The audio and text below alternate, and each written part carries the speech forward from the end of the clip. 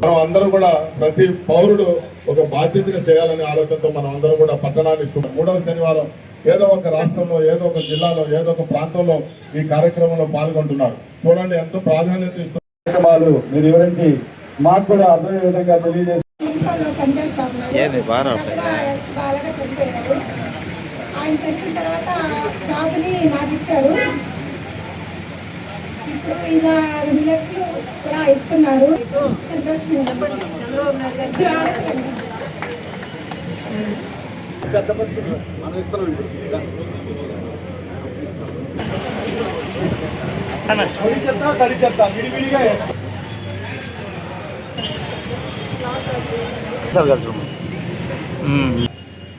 భద్రత, వాళ్ళ యొక్క సౌకర్యాలే పరమావధిగా మన ప్రియతమ ముఖ్యమంత్రి నారా చంద్రబాబు నాయుడు గారు ముఖ్యంగా పారిశుద్ధ్య కార్మికుల యొక్క భద్రత గురించి, వారికి కావాల్సిన మౌలిక వసతుల గురించి నిత్యం అధికారులతో సంప్రదించి అన్ని విధాలుగా వారికి సౌకర్యాలు కల్పిస్తున్నారు. మన మంత్రివర్యులు నారాయణ గారు 33,000 ఎకరాలు సేకరించిన విషయం మనకందరూ కూడా తెలుసు. మరి ఈరోజు నాయుడుపేట పట్టణం ఆనుకుని ఉన్న సుమారు 2,600 చిక్కు ఇళ్ళ నిర్మాణం కూడా ఆయన మంత్రిగా ఉన్నప్పుడు, శోభారాణి గారు చైర్మన్గా ఉన్నప్పుడు ఏర్పాటు చేసిన విషయం మనకందరూ కూడా తెలుసు. మరి 2019లో అధికారం మారిన తర్వాత అభివృద్ధి నిరోధక ప్రభుత్వం వచ్చి రాష్ట్రంలో ఉన్న 7 మంది కార్మికులు గత ప్రభుత్వంలో మరణిస్తే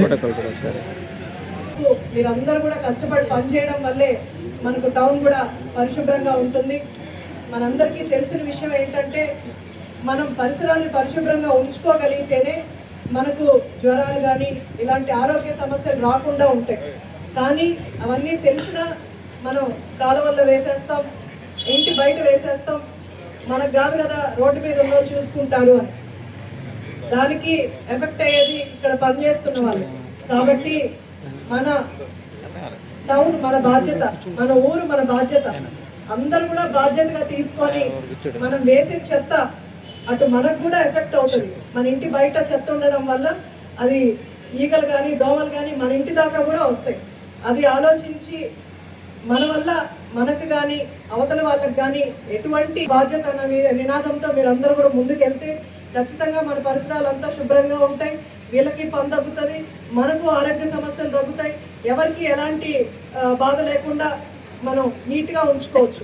టౌన్ నీట్గా ఉంటుంది, మనం బాగుంటాం. అది అందరూ కూడా పాటించాలి. అలాగే కమిషనర్ గారు చెప్పినట్టు మనకు 2 డస్ట్బిన్లు కూడా మనకు అందిస్తున్నారు. ఒక దాంట్లో తడి చెత్త వేయాలి, ఇంకో దాంట్లో పొడి చెత్త వేయాలి. ఏమైనా గుచ్చుకునే ఐటమ్స్ ఏదైనా గ్లాసు పగిలినా కూడా మీరు అవి కవర్లో ప్యాక్ చేసి మన నియోజకవర్గాల నుంచే మన డెవలప్మెంట్ మొదలవుతుంది. నియోజకవర్గాలు ఒక్కొక్కటిగా డెవలప్ అవుతూ ఉంటే ఖచ్చితంగా రాష్ట్రం కూడా అభివృద్ధి చెందుతుంది. అలాగే నాయకులందరం కూడా పార్టీలకు అతీతంగా ఈరోజు సీఎంఆర్ఎఫ్ కానీ, సంక్షేమం కానీ, అభివృద్ధి కానీ అన్నీ కూడా చేసుకుంటూ ముందుకెళ్తున్నాం.